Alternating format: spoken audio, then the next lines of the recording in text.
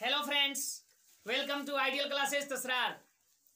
आज आप लोग के लिए सेंटेंस का दूसरा पार्ट का वीडियो बनाया जा रहा है, यानी कि आप लोग का क्लास लिया जा रहा है।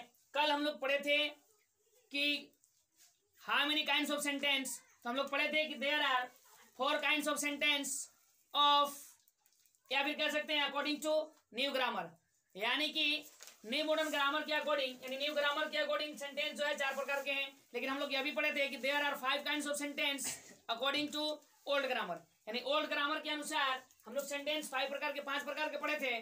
तो इसमें हम लोग कल पढ़ चुके थे असर्टिव सेंटेंस, जिसमें हम लोग पढ़े थे कि असर्टिव सेंटेंस को 2 भागों में बांटा गया है, एक अफर्मेटिव सेंटेंस, दूसरा का नेगेटिव सेंटेंस। फिर हम लोग दूसरा सेंटेंस पढ़े थे इंट्रोगेटिव भी 2 प्रकार के हैं, एक यस नो क्वेश्चन, एक नॉट यस नो क्वेश्चन। अब तीसरा जो सेंटेंस हम लोग को पढ़ना है वो इंपरेटिव पढ़ेंगे हम लोग कि a sentence that expresses order, command, request and suggestion is called imperative sentence.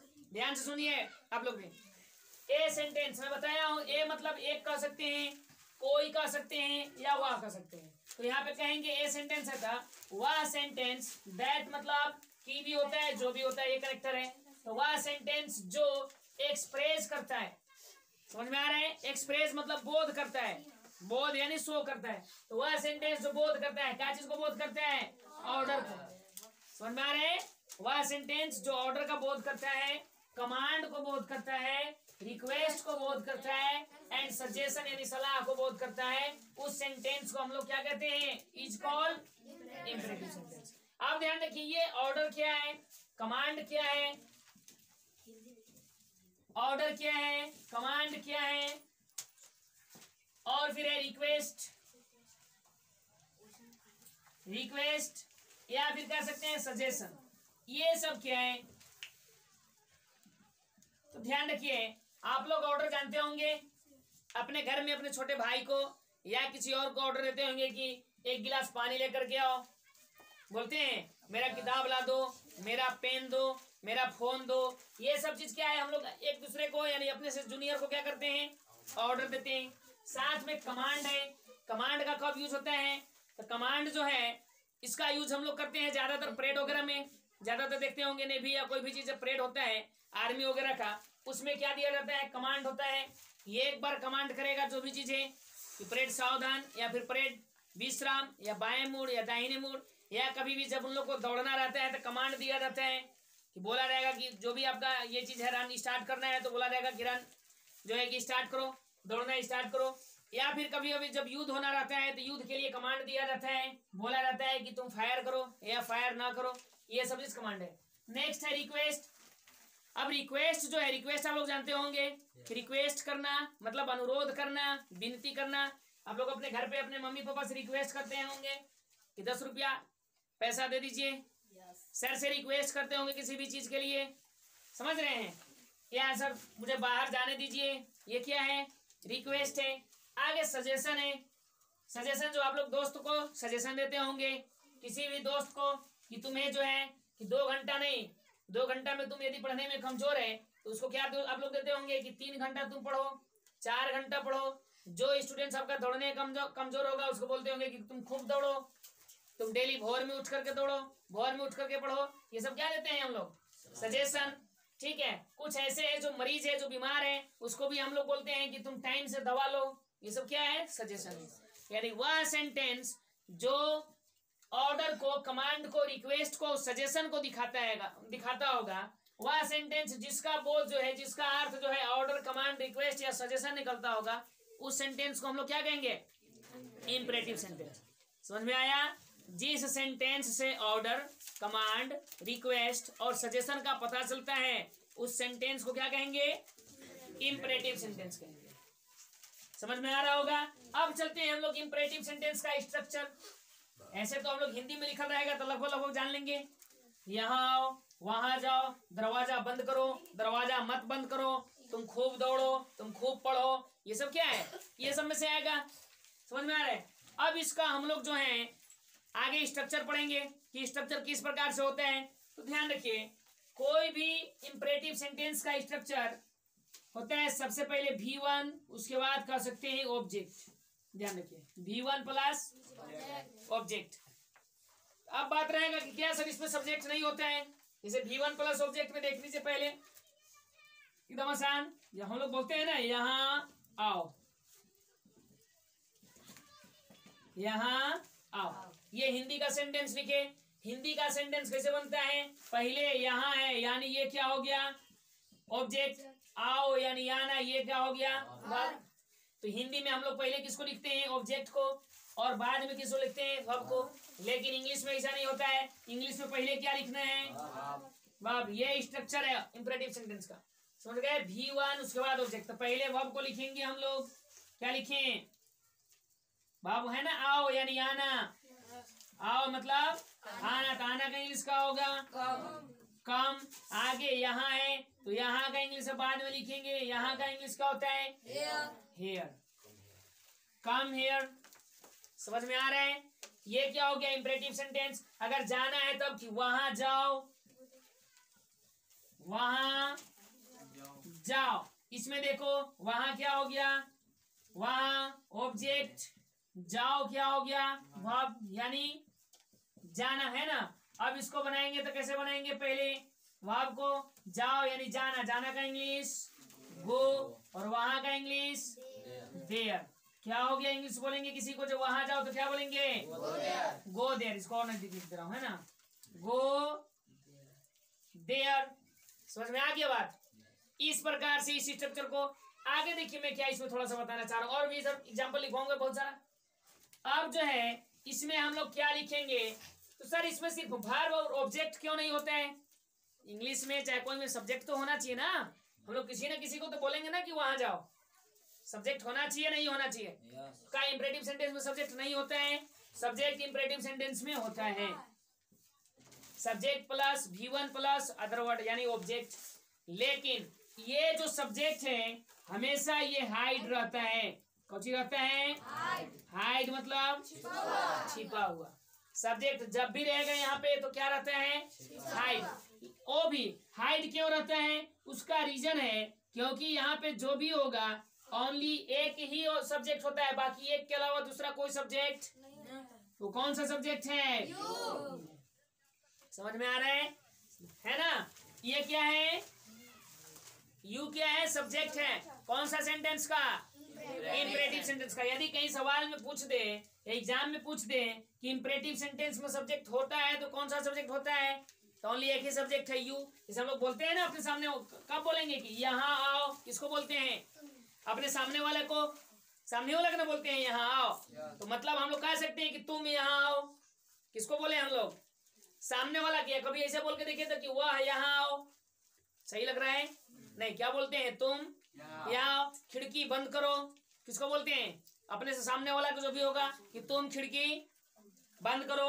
वहां जाओ, किसको बोलते हैं तुम वहां जाओ। यानी हमेशा जब भी सब्जेक्ट आएगा तो कौन सा सब्जेक्ट यू, कौन सा सेंटेंस में इंपरेटिव सेंटेंस में। इंपरेटिव सेंटेंस में सब्जेक्ट होता है लेकिन हमेशा एक ही सब्जेक्ट होता है, वो है यू, और वो भी जो यू रहता है वो हाइड रहता है, छुपा हुआ रहता है, क्योंकि एक ही को सब्जेक्ट है। जैसे हम लोग मानते हैं ना, कोई कोई शायद में नंबर में बताइए ये क्या है 8, एक और ये क्या है,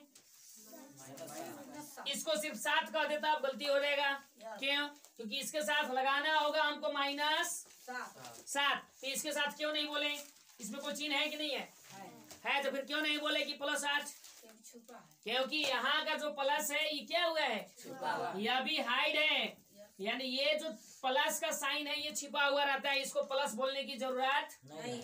उसी प्रकार से इंपरेटिव सेंटेंस में सब्जेक्ट को यानी यू बोलने की जरूरत नहीं है, यानी सब्जेक्ट बोलने की जरूरत नहीं है। जैसे यहाँ पे 8 के साथ प्लस छिपा हुआ है, हाइड है, उसी प्रकार से यहाँ पे इंपरेटिव सेंटेंस में सब्जेक्ट भी क्या है छिपा हुआ है, क्योंकि इसमें हमेशा एक ही साइन रहता है, एक ही चीज सब्जेक्ट है यू, जैसे यहाँ पे एक ही साइन है प्लस।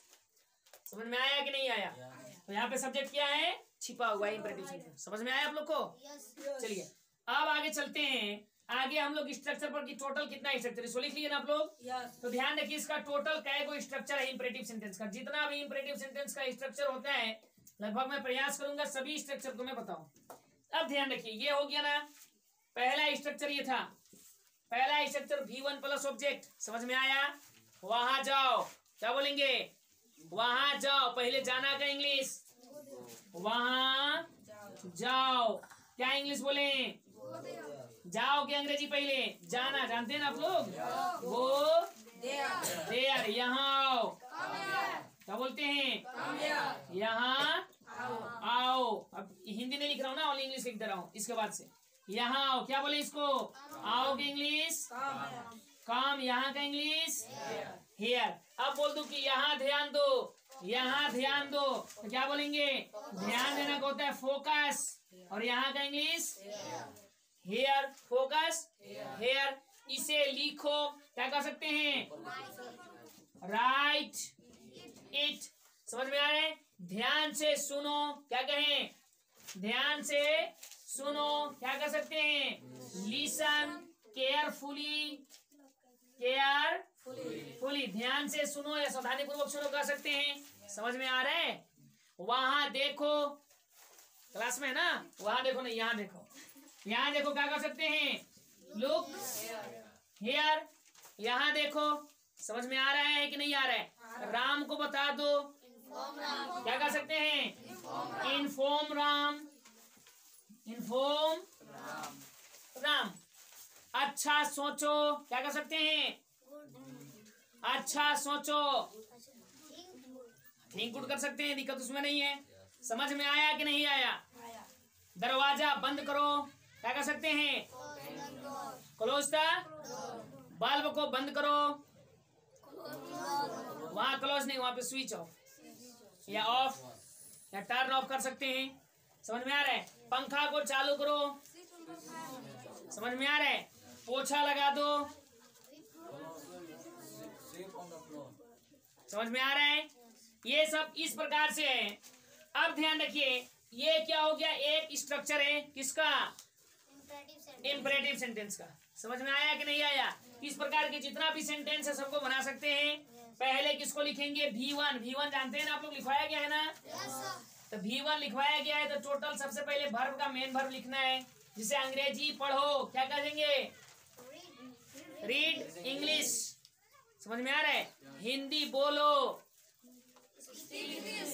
अंग्रेजी बोलो, अंग्रेजी सुनो, टीवी देखो, वॉच टीवी, फिल्म देखो, क्रिकेट खेलो। समझ में आ रहा है? चलिए आगे चले, दूसरा स्ट्रक्चर लिखवाऊं। चलिए अब ध्यान रखिए, ये था पहला स्ट्रक्चर। अब हम लोग क्या करेंगे? दूसरा स्ट्रक्चर की ओर बढ़ेंगे। दूसरा स्ट्रक्चर है, सबसे पहले लगाएंगे डोंट। क्या लगाएंगे? डोंट के बाद V1, उसके बाद ऑब्जेक्ट। अब सर डोंट क्या है? तो ध्यान रखिएगा, डोंट का मतलब होता है मत। जैसे बोला ना था ना कि यहाँ आओ, अब इसमें बोलना होगा कि यहाँ मत आओ, यहाँ मत आओ। क्या इंग्लिश लिखेंगे? सबसे पहले तो मत का इंग्लिश लिखना है इसमें, तो सबसे पहले इंग्लिश किसका लिखें? डोंट। हो गया डोंट।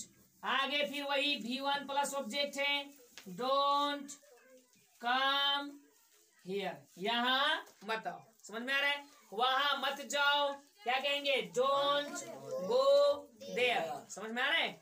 वहां मत जाओ, क्या बोलेंगे? Don't go there. समझ में आ रहा है? वहां मत जाओ। यहाँ ध्यान मत दो, क्या बोले? Don't focus here. यहाँ मत देखो, डोंट लुक हेयर। वहां मत जाओ, क्या बोलेंगे? Don't go there. इसे मत लिखो, डोंट राइट इट। बुरा मत सोचो, डोंट थिंक बैड। समझ में आ रही है नहीं आ रही है? आ रहा है? अच्छी बात है। आगे चले, समझ में आया नहीं आया? आ गया? दरवाजा मत बंद करो, क्या बोले? Don't close the. फिल्म मत देखो, डोंट वॉच द मूवी। समझ में आ रहा है? मूवी मत देखो।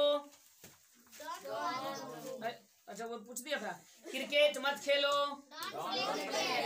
ठीक है? पानी मत पियो, शराब मत पियो। Don't drink wine. समझ में आ रहा है? वाइन मैंने शराब, डोंट ड्रिंक वाइन। इस प्रकार से हो जाएगा कि नहीं? झूठ मत बोलो, डोंट टेल ए लाई या डोंट स्पीक लाई। समझ में आ रहा है कि नहीं आया? आ गया? बन जाएगा ना ये? इस प्रकार का सेंटेंस बन गया। तो इंपरेटिव सेंटेंस का कितना स्ट्रक्चर लिखवाया मैं? 2 स्ट्रक्चर। चलिए आगे चलते हैं हम लोग तीसरा स्ट्रक्चर की ओर। चले? चलिए तीसरा स्ट्रक्चर जो है आपका वो लिख सकते हैं काइंडली, KINDLY, काइंडली या ऑब्लिक ना प्लीज, काइंडली या please plus V1 plus object. इसका मतलब होता है कृपया। क्या हो गया? कृपया। यानी हम लोग बोलते हैं ना कि कृपया पानी दो, कृपया पेन दो, कृपया 10 रुपए पैसे दो, कृपया यहाँ आओ, कृपया वहां जाओ। तो हम लोग कुछ नहीं करेंगे, सबसे पहले क्या लगा देंगे? काइंडली भी लगा सकते हैं, प्लीज भी लगा सकते हैं, कोई दिक्कत नहीं है। प्लीज यहाँ आओ, बोलते हैं ना कृपया यहाँ आओ, तो क्या बोले? प्लीज कम हियर, कृपया यहाँ आओ। कृपया वहां बैठो, क्या बोले? काइंडली क्या है? बैठो, सीट देयर, कृपया वहां बैठो। समझ में आ रहे हैं? कृपया सच बोलो, क्या कहें? Please speak truth. समझ में आ रही है बात? नहीं आ रही है? इस प्रकार के सेंटेंस बन जाएंगे। कृपया दरवाजा खोलो, क्या बोलेंगे? आप लोग समझ में आ रहा है नहीं आ रहा है? तो बोलिए ना। आगे चलेंगे हम लोग नेक्स्ट रूल्स पर। ये समझ में आ गया ना सब लोग को? अब बोलना होगा कि कृपया पानी दो, क्या बोलेंगे? कृपया पानी दो की इंग्लिश प्लीज, देना के गिव मी वाटर या गिव वाटर। बोला नहीं कि मुझे पानी दो, तो डायरेक्ट बात जो भी आ रहा है वही को कंप्लीट करना है, बोलना है उतना ही चीज। कृपया मुझे पानी दो, प्लीज गिव मी वाटर। समझ में आ रहे हैं? चलिए हम लोग नेक्स्ट रूल्स की तरफ चलते हैं। जो नेक्स्ट रूल्स है चौथा में आपका, वो नेवर या ऑलवेज करके, नेवर या फिर always plus V1 plus object. इसका क्या मतलब हो गया? नेवर यदि रहेगा तो इस नेवर का मतलब होता है कभी नहीं। समझ में आ रहा है? या फिर हो जाएगा कभी मत। और ये जो ऑलवेज है इसका मतलब हमेशा। अब इसके अकॉर्डिंग एग्जांपल दे रहा हूँ जल्दी से, इसी का लीजिए। अब देखिए नेवर और ऑलवेज क्या है। अब जो भी हम लोग पढ़ रहे थे इसमें भी V1 प्लस अदर वर्ड है, कुछ नहीं करना है। V1 प्लस ऑब्जेक्ट इसमें भी है, इसमें सिर्फ लगा देना है या तो ऑलवेज या तो नेवर। इसे बोलते हैं ना कि वहां कभी मत जाओ, फिर बोलते हैं वहां हमेशा जाओ। दोनों चीज बोलते हैं ना हम लोग, वहां कभी मत जाओ और वहां कहीं कहीं के बारे में बोलते हैं ये काम कभी मत करो, खिड़की हमेशा खुला रखो, दरवाजा कभी मत खोलो, झूठ कभी मत बोलो, सच हमेशा बोलो, विद्यालय हमेशा जाओ, विद्यालय कभी मत छोड़ो। इस प्रकार का हम लोग सेंटेंस बोलते हैं ना, ये सब का इंग्लिश इंपरेटिव से ही बनेगा, इसके अकॉर्डिंग बनेगा। ध्यान रखिए कैसे, जैसे मैं बोला कि झूठ कभी मत बोलो, क्या बनेगा? और ऊपर वाला मिटा दे रहा हूं, है ना? झूठ कभी मत बोलो, झूठ कभी मत बोलो। क्या बनाएंगे इसको? झूठ कभी मत बोलो के पहले तो लिखेंगे नेवर, क्योंकि कभी मत का इंग्लिश होता है पहले, उसके बाद बोलो तब झूठ। नेवर, उसके बाद क्या लिखे? नेवर के बाद टेल ए लाई, या फिर कह सकते हैं नेवर स्पीक लाई। हमेशा, अब की कभी मत बोला था, अब की है कि हमेशा सत्य बोलो, यानी सच बोलो। क्या लिखे? हमेशा सच्चे बोलो के हमेशा का English always speak truth, speak. विद्यालय हमेशा जाओ, यानी स्कूल हमेशा जाओ। विद्यालय हमेशा जाओ। क्या लिखें? हमेशा का इंग्लिश पहले क्या लिखें लड़की लोग? हमेशा का इंग्लिश ऑलवेज। उसके बाद जाओ यानी गो, कहाँ? तो गो टू स्कूल कर दो, ऑलवेज गो टू स्कूल। समझ में आ रहा है? सिनेमा घर कभी मत जाओ। क्या लिखा? सिनेमा घर।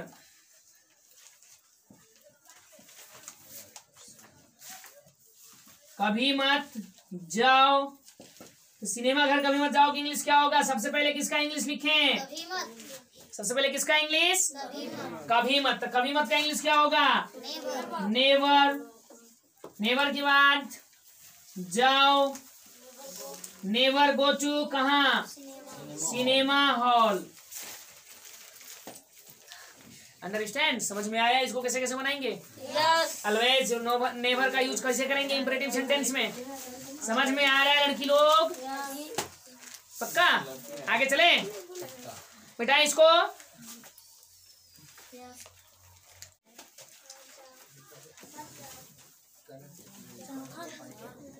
होगा let's plus V1 plus object. Let's plus V1 plus object. समझ में आया? इसका मतलब होता है चलो हम या आओ हम। इसका क्या हिंदी मीनिंग कर सकते हैं? चलो हम या आओ हम। जिसे बोलते हैं ना चलो हम लोग क्रिकेट खेलें, चलो हम, या फिर आओ हम। हमने हम लोग, आओ हम लोग क्रिकेट खेलें, आओ हम लोग इंग्लिश पढ़ें, आओ हम लोग हिंदी पढ़ें। सब होता है ना, इस प्रकार से हम लोग बना सकते हैं। जैसे लेट्स प्ले क्रिकेट, आओ हम लोग क्रिकेट खेलें। समझ में आ रहा है? लेट्स, लेट्स के बाद आओ हम लोग अंग्रेजी पढ़ें। क्या लिखूं? लेट्स क्या? Read English.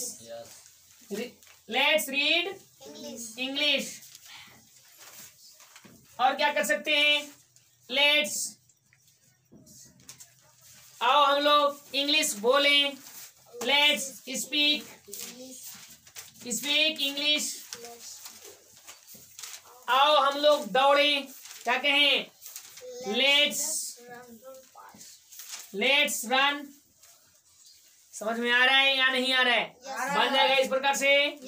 आओ हम लोग खेलें, आओ हम लोग दौड़े, आओ हम लोग गाना गाएं, आओ हम लोग बैठे, आओ हम लोग चर्चा करें, आओ हम लोग कोई चीज को एक्सप्लेन करें, समझाएं, आओ हम लोग मूवी देखें, आओ हम लोग इंग्लिश बोलें, आओ हम लोग मैथ को सोल्व करें। समझ में आ रहा है?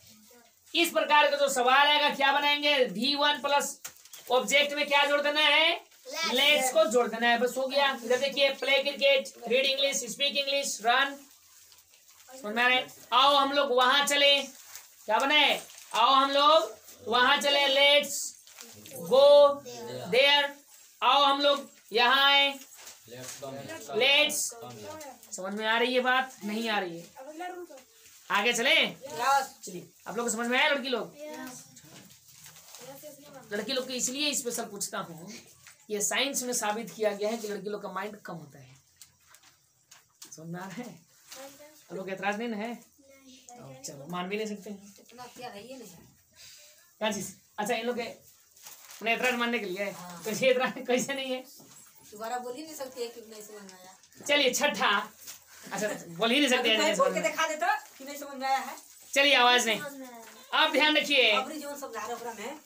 चलिए, अच्छा लेट लगाएंगे इसमें भी, लेकिन लेट के बाद ओ सी लगाना है। अब ओ सी क्या है सर? तो ओ मतलब ऑब्जेक्टिव और सी से केस। लेट के बाद ऑब्जेक्टिव केस, ऑब्जेक्टिव केस के बाद V1 प्लस ऑब्जेक्ट। अब इसका मतलब क्या होता है? अरे कोई दिक्कत नहीं, अदर वर्ड कर सकते हैं। यहाँ दिक्कत है तो ऑब्जेक्ट कर सकते हैं, यहाँ दिक्कत नहीं है। चलिए आगे चलते। इसका क्या मतलब हो गया? जैसे होता है ना कि हमें पढ़ने दो। क्या हो गया? हमें पढ़ने दो, उसे खेलने दो, उसे जाने दो, उसे इंग्लिश बोलने दो, उसे घूमने दो, उसे खाने दो, उसे सोने दो, उसे कुछ भी चीज कर सकती है, बैठने दो, उसे यहाँ आने दो। होता है ना?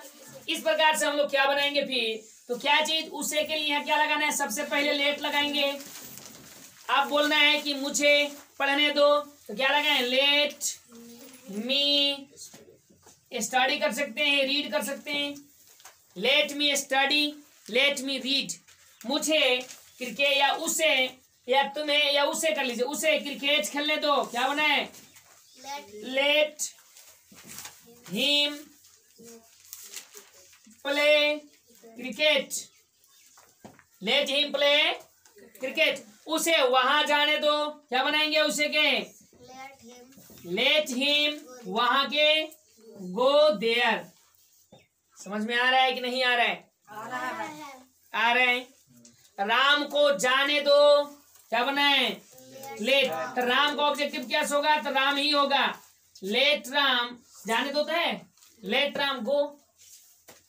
ऑब्जेक्टिव केस जानते हैं ना, ध्यान रखिए बना देना ऑब्जेक्टिव केस। एक तरफ होता है सब्जेक्टिव केस एस सी, दूसरा का होता है ऑब्जेक्टिव केस ओ सी। अब ध्यान रखिए सब्जेक्टिव केस क्या है, अगर हम लोग आई लिखे सब्जेक्ट की जगह पर तो उसका ऑब्जेक्टिव केस क्या होगा, मी। यू लिखे तब उसका भी क्या होगा, यू ही होता है। अगर यही वी है तब क्या होगा, वी का अश। समझ गए। नेक्स्ट है अगर सी लिखे तब क्या लिखे, शी का। अगर ही है तब, दे है तब देम। ये सब क्या है, ऑब्जेक्टिव केस। तो अभी इसमें क्या लगाना है, इंपरेटिव सेंटेंस में सिर्फ इधर वाला मी लगा सकते हैं, यू लगा सकते हैं, अस हर हिम देम। ये सब समझ में आ रहा है। जैसे उन लोगों को खेलने दो, अब आप लोग को पढ़ने के टाइम है, कोई खेल रहा है तो हम लोग क्या बोलते हैं, चलो छोड़ो उन लोगों को खेलने दो। तो क्या बनाएंगे, लेट देम प्ले।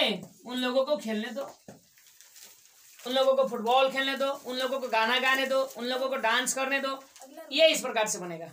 अंडरस्टैंड, समझ में आया आप लोग को। चलो चलिए नेक्स्ट रूल्स, लड़की लोग समझ में आया, बन जाएगा ऐसा, ठीक है। जल्दी जल्दी इसको जब तक कंप्लीट नहीं कीजिएगा तो आप लोग को इधर वाला पहले तो अभी ग्रामर पढ़ना है, उसके बाद स्पोकन में भी काम आएगा बहुत ज्यादा ही। सबसे आसान सेंटेंस, सबसे आसान स्ट्रक्चर जिसको आप लोग ढंग से पढ़ सकते हैं और बोल सकते हैं। नेक्स्ट है 7वां रूल्स, गेट कर दीजिए, लगा दीजिए सबसे पहले। उसके बाद ऑब्जेक्टिव केस, इसमें भी ऑब्जेक्टिव केस समझ में आ गया ना। उसके बाद V1 प्लस ऑब्जेक्ट, इसका मतलब क्या होगा, मुझे कलम दिला दो या दिलवा दो, इसमें भी ई कर दो, दिला दो या दिलवा दो। समझ में आ रहा है। जैसे गेट मी अ पेन, या इसमें भारत नहीं, इसमें डायरेक्ट ऑब्जेक्ट लिखो, भारत नहीं ऑब्जेक्ट। गेट मी अ पेन, मुझे एक पेन दिलवा दो। समझ में आ रहा है। हाँ वर्ब कर दो। गेट मी अ बाइक, मुझे एक बाइक दिलवा दो। समझ में आ रहा है। गेट मी या गेट हिम अ क्या, beautiful good. Get me a good bat, उसे एक अच्छा बल्ला दिलवा दो। बल्ला पहनने वाला नहीं, खेलने वाला। समझ में आ रहा है कि नहीं आ रहा है। ये इस प्रकार का बन जाएगा।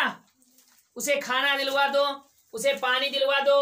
अरे आजकल जमाना बड़ी मोबाइल मंग रहा है, उसे मोबाइल दिलवा दो, उसे पैसा दिलवा दो, उसे किताब दिलवा दो, उसे फीस दिलवा दो। समझ में आया कि नहीं आया, बात आ गया। इस प्रकार से सभी हम लोग इंपरेटिव सेंटेंस को पढ़ सकते हैं। जो स्टूडेंट्स ऑनलाइन पढ़ रहे हैं उन लोग से मेरा रिक्वेस्ट है कि इस वीडियो को लाइक शेयर एंड सब्सक्राइब करें ताकि सभी विद्यार्थी लोग पढ़ सकें। धन्यवाद।